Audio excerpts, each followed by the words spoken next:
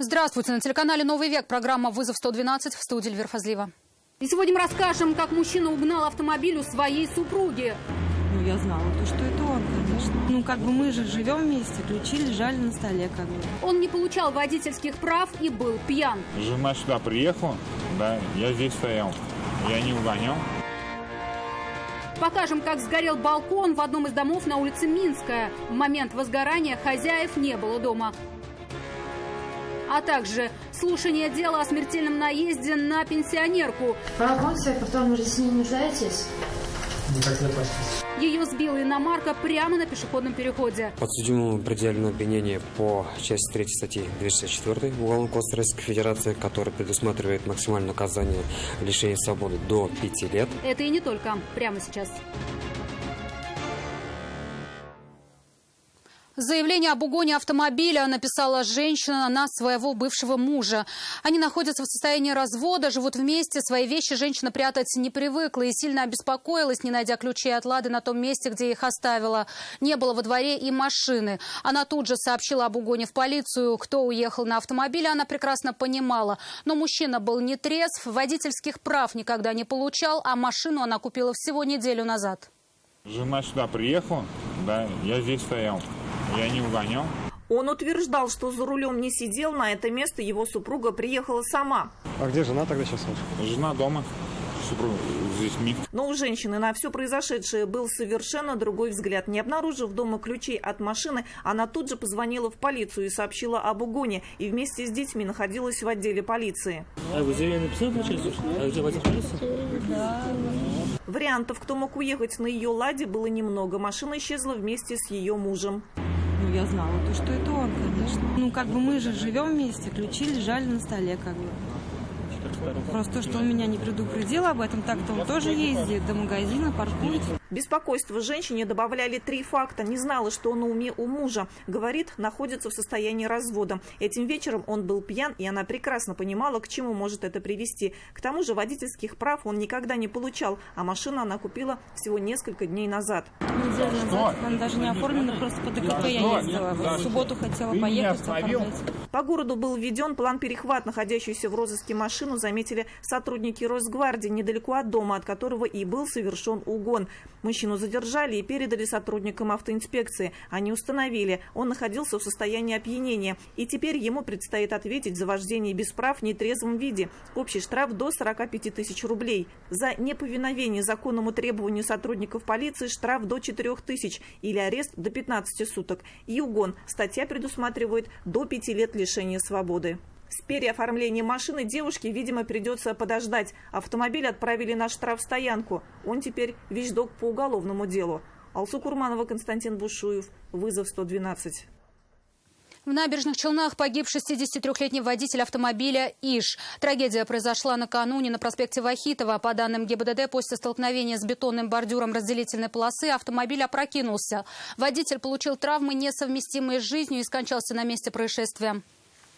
Двигаясь по проспекту Вахитова со стороны улицы Шамиля Усманова в сторону проспекта Челма, по предварительным данным не выбрал скорость, обеспечивающую безопасность дорожного движения, и совершил наезд на препятствие. В момент дорожно-транспортного происшествия ремнем безопасности пристегнут не был. Обстоятельства и окончательную виновность происшествия установит следствие. Нетрезвая женщина выбежала под колеса иномарки на улице Тукая. Водитель «Шевроле Ланос» увидеть пешехода не ожидал. Переход для них находился в нескольких десятках метров. После столкновения женщина убежала. Медики ее не нашли. Это предстоит сделать автоинспекторам. Из арки выбежала, передо мной машина ехала, она, получается, успела из-под нее выпрыгнуть. Я ее по касательной немножечко задел. Увидеть пешехода перед капотом своего автомобиля водитель иномарки не ожидал. Пешеходный переход находится буквально через несколько десятков метров. Увидев человека на дороге, водитель притормозил, но все равно задел женщину. Вышел из машины узнать, нужна ли помощь, но увидел, как она опустилась в бега. Приехала скорая, ее уже тут не было. Судя по всему, в нетрезвом состоянии. Она встала, и убежала от нас. Где-то вот тут, по-моему, сейчас сидит во дворах. Мужчина покидать место происшествия не стал и вызвал автоинспекторов. Он не был уверен, что она, протрезвев, не обратится в больницу со всеми вытекающими для него последствиями. Врачи попытались найти сбитого пешехода, чтобы осмотреть и не ждать ухудшения самочувствия. Но найти женщину не смогли. Понесет ли водитель какое-либо наказание, станет известно после разбора в ГИБДД. Иван Сарафанов, Нафиса Минязова, Владимир Гурьянов. Вызов 112. А на улице Лобачевского под колеса Рено Логан попал мужчина. По словам водителя, он ехал, не нарушая правил движения. Мужской силуэт появился прямо перед капотом совершенно неожиданно. Вышел на дорогу человек в неположенном месте. Пешеходный переход находится буквально в 1,5 метров от места наезда. Удар был не сильным, задело только руку. Поэтому пострадавший сразу покинул место происшествия, не дожидаясь ни медиков, ни автоинспекторов. Водитель же вызвал сотрудников ГИБДД, и теперь им предстоит разобраться во всех деталях произошедшего. Сегодня Кировский районный суд Казани приступил к рассмотрению дела о смертельном наезде на 88-летнюю женщину на улице Осиновская. Трагедия произошла 12 сентября минувшего года. Напомним, 22-летний Ленар Хасбиуллин за рулем «Шкоды» врезался в грузовик, остановившийся перед пешеходным переходом, после чего легковушку отбросила на переходящую дорогу женщину. Следствие установило, что ехал подсудимый с большим превышением.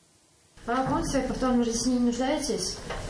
Никак не отношусь. На вопросы судьи отвечает четко. Ленар Хасбиуллин до трагического наезда был полицейским. Карьера закончилась в один миг. После трагического наезда он написал рапорт об увольнении по собственному желанию.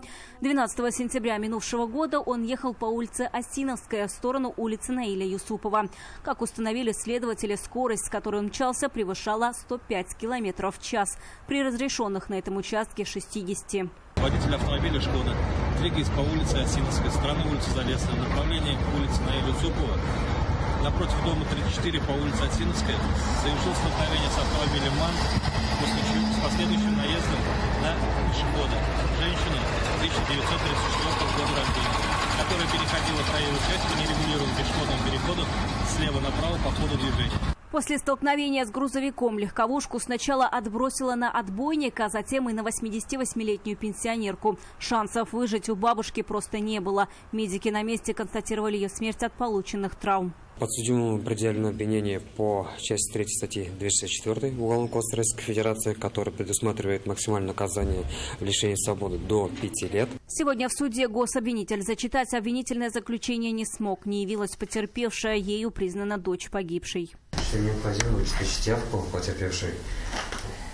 И дело слушания в связи с этим, дело слушания прошу отложить на иную дату. В итоге рассмотрение уголовного дела перенесли на 24 апреля. Сразу после завершения заседания подсудимый с адвокатом поспешили к выходу. Озвучить свою позицию по делу нужным не посчитали. Вы признаетесь, скажите, пожалуйста. В своих показаниях следователю подсудимый вину не признавал. Известно, что и сейчас он придерживается такого же мнения. На следующем слушании гособвинитель планирует начать с допроса потерпевшей и свидетелей. Вероника Гайнудинова, Нафиса Минязова, Игорь Романов. Вызов 112. Балкон на первом этаже одного из домов на улице Минская загорелся минувшим вечером. Заметив черный дым, валивший из окон, соседи вызвали пожарных, но до их приезда попытались самостоятельно сбить пламя огнетушителями, но безуспешно. Хозяев квартиры дома не было. Прибывшим огнеборцам пришлось вскрыть входную дверь. С огнем справились быстро. К счастью, он не успел перекинуться на комнату. Но запах гари выветривать хозяевам придется еще долго. Сейчас дознаватели устанавливают причину возгорания.